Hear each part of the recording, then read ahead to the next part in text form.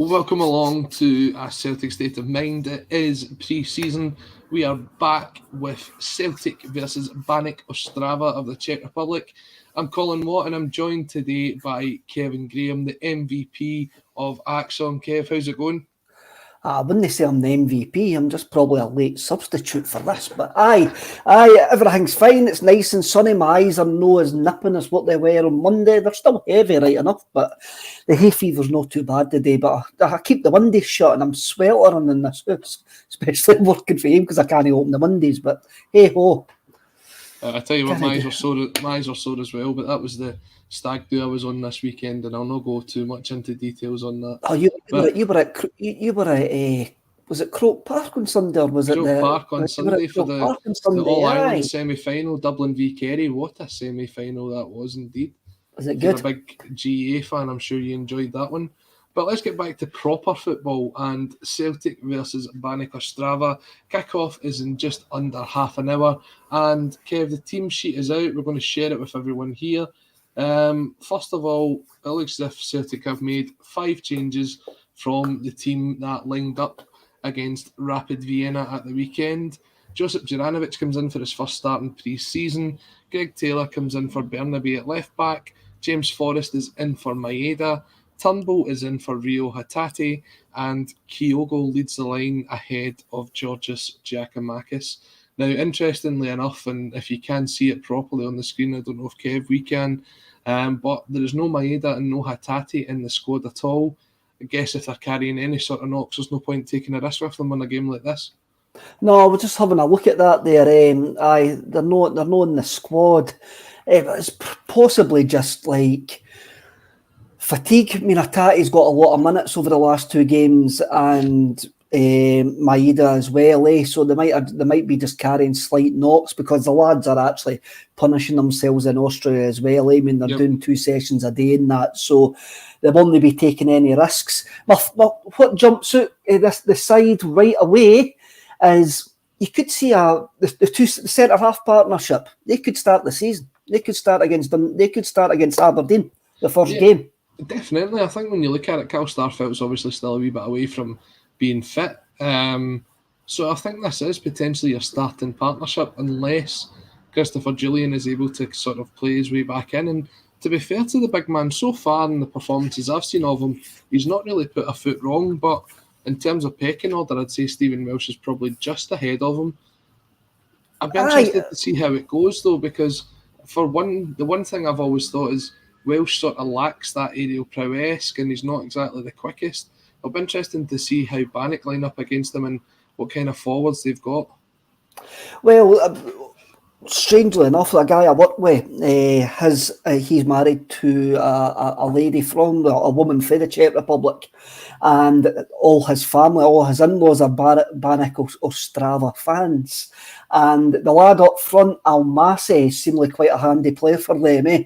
So this is going to be a decent test for Stephen Welsh. His elfin priest does actually come in and say, he says, was going to see a big game for Welsies. It is a big game, unless we sign another centre half between now and the start of the season. This will probably be your partnership to start the season, solely based on what Stephen Welsh done for Andrew Postecoglou last season.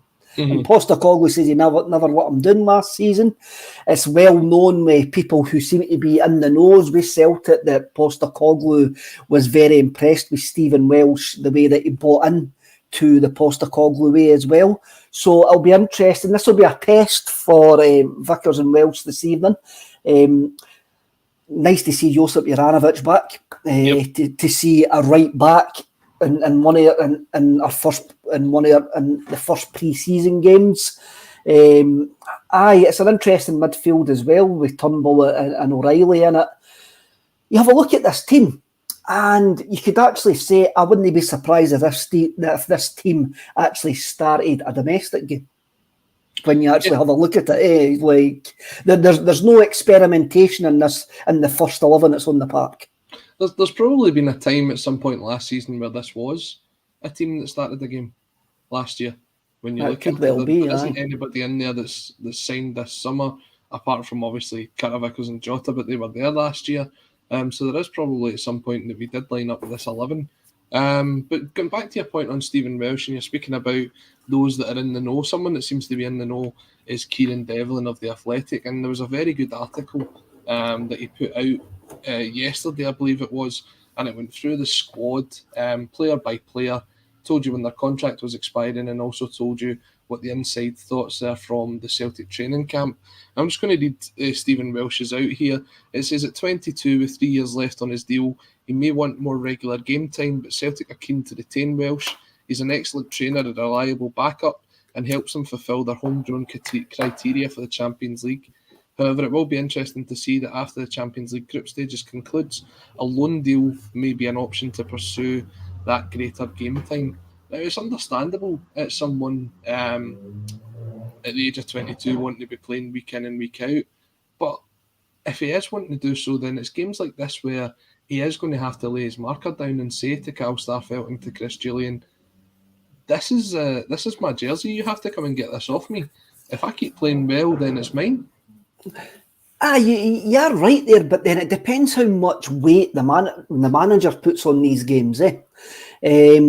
I think the fans put a lot of weight on these games. I'm of the era where I can remember that when pre-season games were actually pre-season games, and you only found out the result the following morning in the Daily Record down the bottom when it says a Celtic 11 was beat off Forrest Mechanics 3-1. And you didn't even ken where the game was played or something like that. So pre-season's now become a big business. And the fans, I think, put an awful weight on it.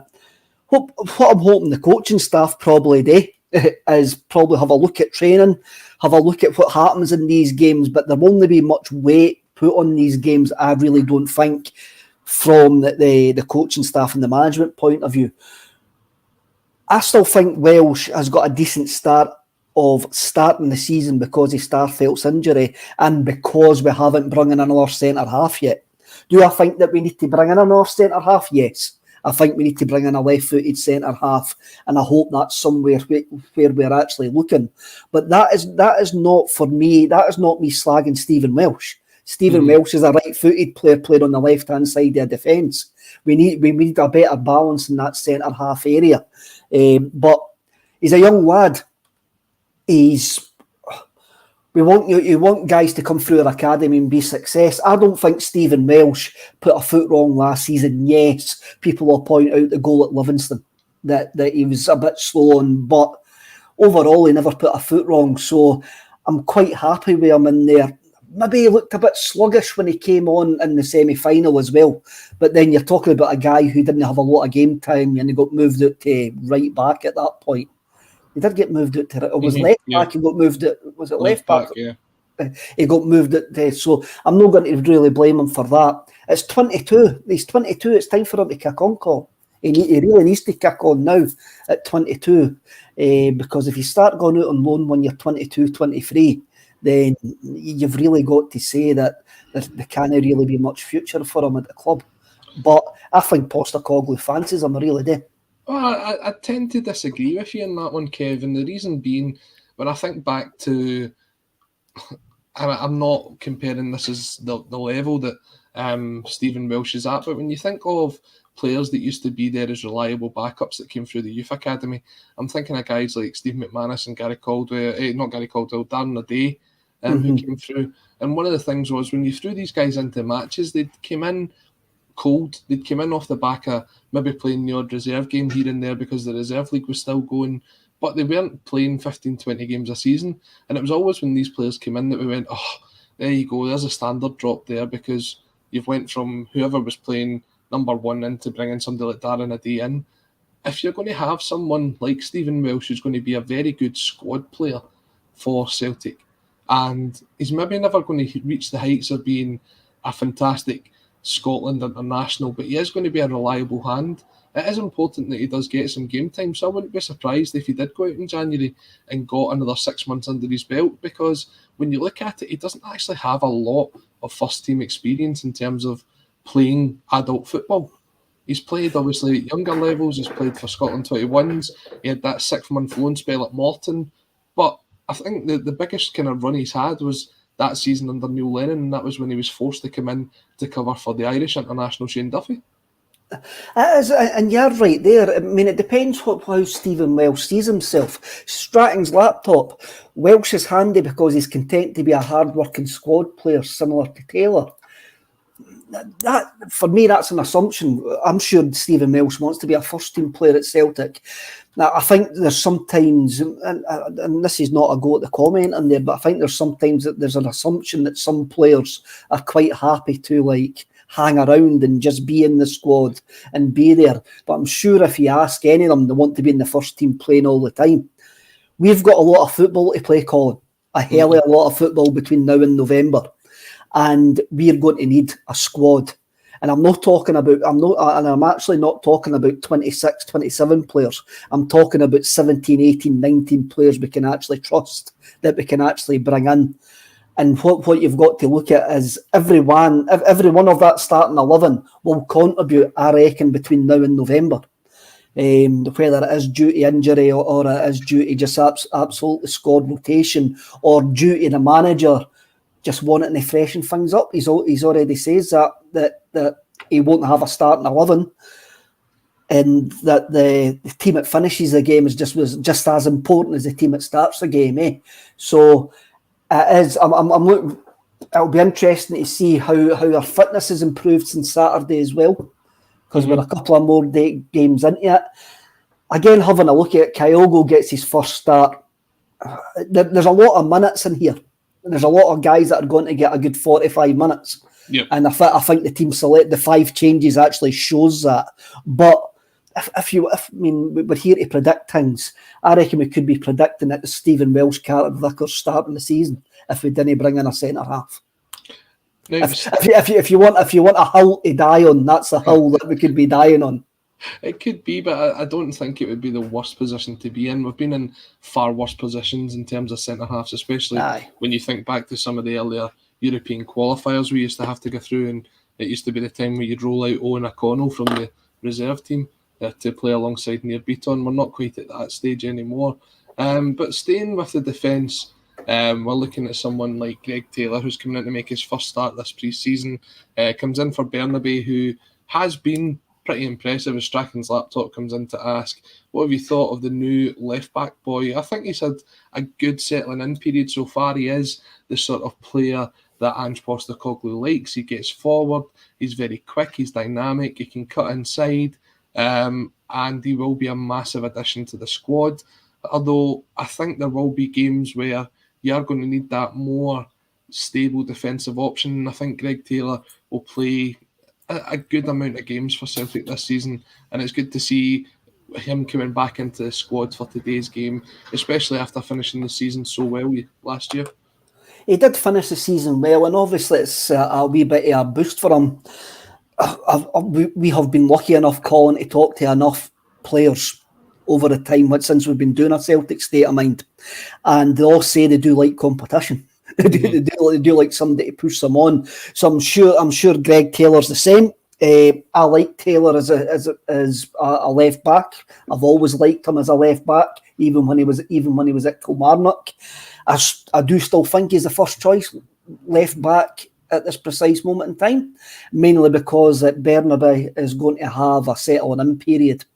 He has been impressive. I think he looks very, very mobile, the wee Argentinian lad. He can actually take people on.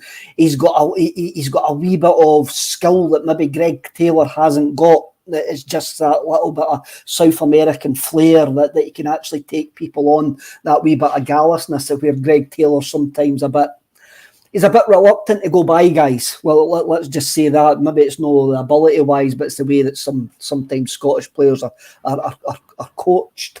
I think they're two different options. I really do think they're two different options. It'll be really, really interesting to see Bernabe actually in a domestic game against a team sitting deep, because that's one thing. It stood out to me. I go, he likes committing men. He likes actually taking guys on, whereas Taylor is a steady influence. We know what we're going to get with Greg Taylor, and truthfully, it'll be good to have a different left back option, but also another left back option like Taylor, who I mean, Bernabe's only played 2 games in the inverted fullback role, but it looks like he's okay at it. It looks like he's comfortable at it. It looks like he's okay on the ball. So, it's an interesting one. Again, I've got no qualms about that back four whatsoever. That is a decent back four. There's no experimentation like Liverpool yesterday, where Liverpool must have played about 32 players in the space of 90 minutes. There's no experimentation here. That team's been picked. It's a strong side, but then the bottom line is to get them minutes and get their sharpness up. Yep, and the less said about that Liverpool result, the better. But I mean, you're speaking about Bernabe there, and we're speaking about a settling in period. I think one of the good things is that you're looking at someone like Greg Taylor and you're saying, well, he's a steady hand. He's been there. He's done it before. He's actually had a very good season last year. You saw that when he came in and ended up getting his appearances for the Scotland team over the international break as well. And you're thinking, well, it's not as if we're kind of rushing Bernabe in there. We don't have to rush him in. We don't have to pray that he's the sort of second coming. He is going to get that time to bed in because we do have someone who is good in that position as well. All we're looking to do in the long term is to strengthen that. What you've got to remember as well is Greg Taylor's now one of the most experienced members of that squad. Mm-hmm. And he's only 24. And I think people seem to forget that. But how many games did he play for Kilmarnock? I think he played over 100 games for Kilmarnock. He's came to us. It took Taylor a wee while to settle in with us. Again, Postecoglou gave him an extended contract last season. He's going to be involved. And even though we did need strengthened in the left back position, Greg Taylor's going to get minutes. And last season, I think he was an easy target for some people last season. And he'll probably be an easy target for guys this season as well, with the fact that we've got a potential Argentinian superstar, as some may see him on our books. But I think Taylor starts. I think Taylor starts the season until Bernabe actually does settle in, and it could be a couple of months before we see the best of them. But we are going to see both of them. We will see enough minutes of both of them. Yeah, and I don't think that's a bad thing necessarily, because you don't want to rush Bernabe in, and you don't want him to flop. You want him to be given as many opportunities as possible. And when you come from a different continent to Scotland, it's going to take a bit of time to bed in. I'm just watching here as I've managed to get a link for Slovakian or Czech Republican television, and the gift from God, Lubo Moravcik, is being interviewed there. What you would pay to get a player like Lubo Moravcik playing for Celtic these days, I tell you that. Not quite Lubo Moravcik, but we'll move into the midfield, and obviously we've got the three there of McGregor, O'Reilly and Turnbull. Turnbull comes in for Hatate, as we said earlier. Both Hatate and Maeda are missing from today's game. Look as though we're probably giving them a bit of a rest ahead of the game against Blackburn Rovers on Saturday. Turnbull took his goal very well at the weekend, got himself into the box. And I think when you look back at it, he had a very good start to last season, hampered by injury. He was getting sort of back into a game just before the season finished. He is someone who comes in with a lot of sort of high hopes and expectations as the next sort of big thing to come through Scottish football. And to be fair to him, Kevin, I don't think he's played that badly that he wouldn't consider himself in and around the sort of first picks for the sort of squad, maybe not the team, but certainly the squad. He's a go-to for Postecoglou. He was a go-to for Postecoglou up until, I'm going to call it, a fatigue injury that he got in the League Cup final, because he had played so many games under Postecoglou, and like new training, it's high intensity, and I just basically think his hamstring gave up. He just went, I'm out. Postecoglou likes him. I mean, as soon as he came back from injury, he was back in and around the first team squad. He's contributed with goals. He gives something different to the other midfield options that we've got there, Colin. As I spoke with Amy on Monday, I reckon he knows how to break the line beyond the centre forward. And some of our other midfielders don't know how to actually do that. I think he gives us a different... He's creative like Matt O'Reilly, but I think he's a bit more mobile and can break the lines better than what Matt O'Reilly can actually do. Whereas I think Matt O'Reilly can actually open up a defence better than David Turnbull. It's a big season for him.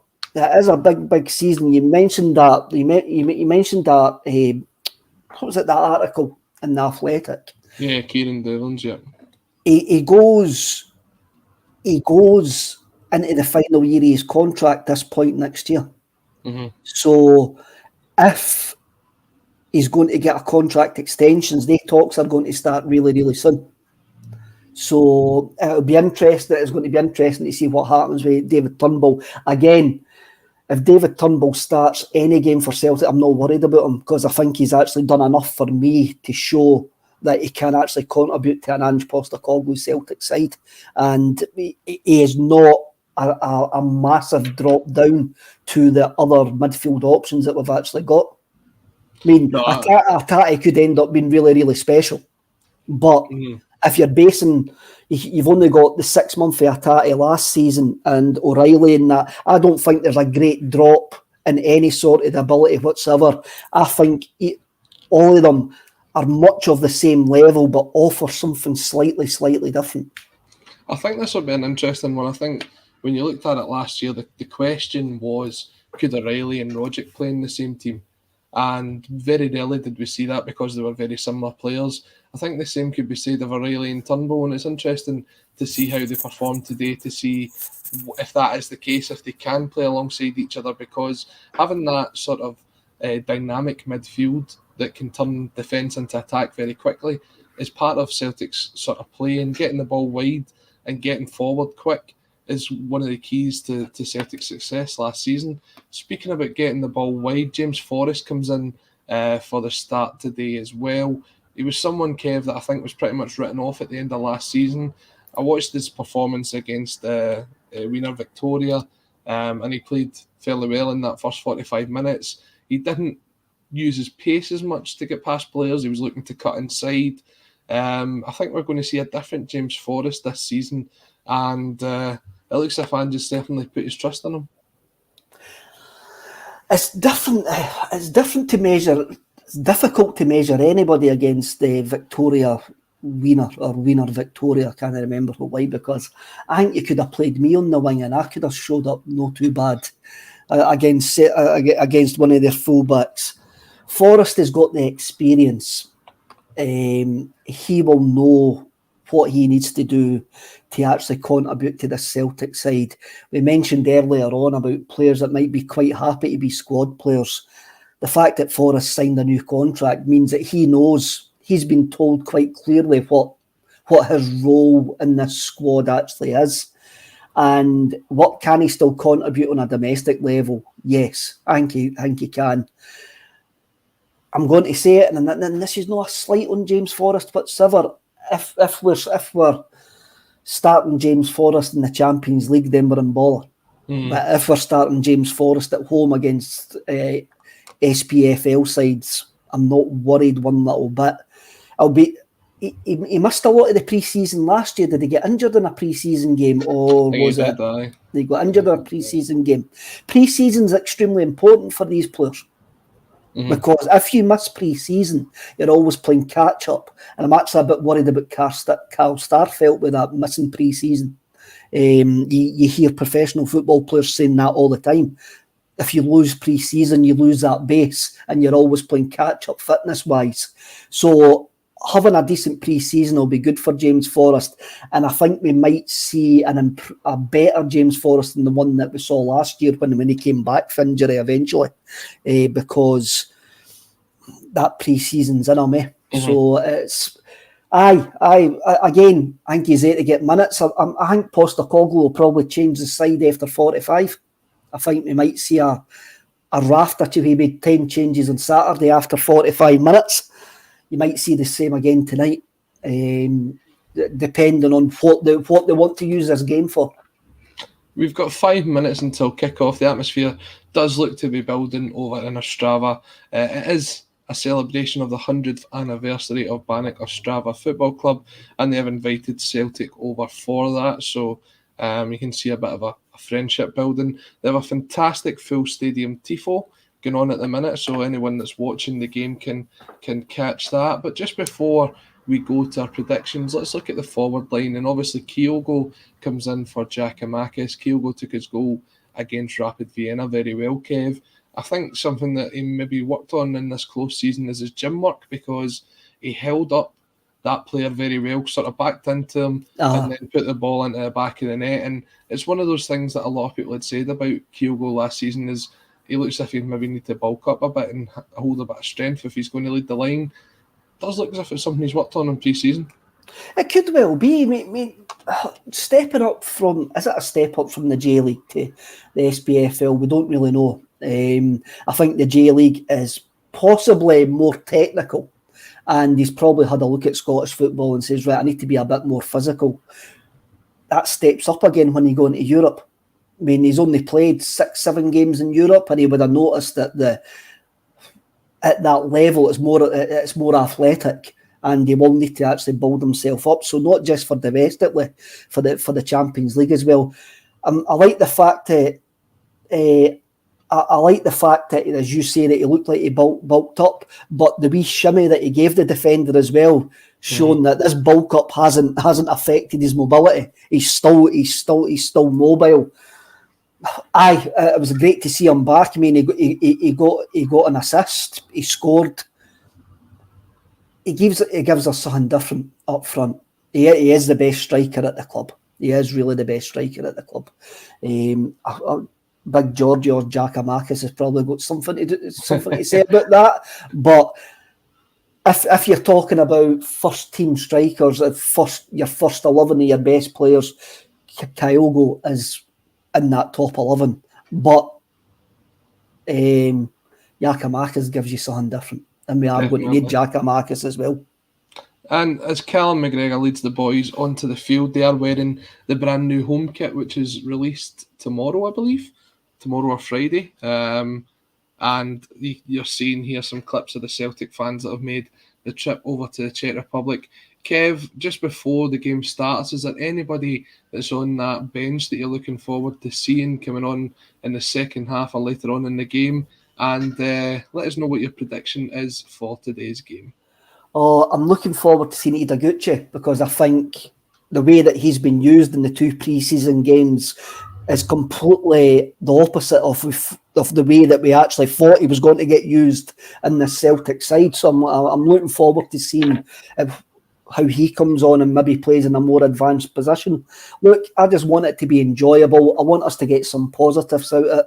The result doesn't really matter. Score a couple of goals. Baník, their season starts the same weekend as our season.